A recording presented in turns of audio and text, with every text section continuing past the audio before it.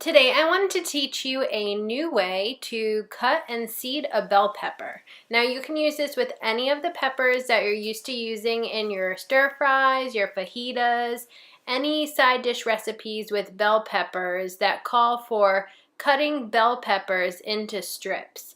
This is actually something my husband started doing at home, and now he's always in charge of cutting the bell peppers. So here he is demonstrating for us. With this new way to cut a red pepper, you don't have to worry about getting the seeds all over the place. You're simply going to turn the bell pepper upside down and cut all the skin away from the seeds on the inside.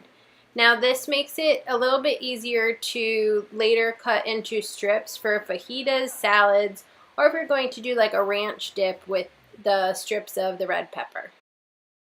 Personally, I find that using this method to cut red peppers makes it so much easier to use as much of the red pepper as possible. I hope you have a wonderful time cutting and seeding your red peppers or any bell peppers that you use. Have a wonderful and delicious day. Cheers!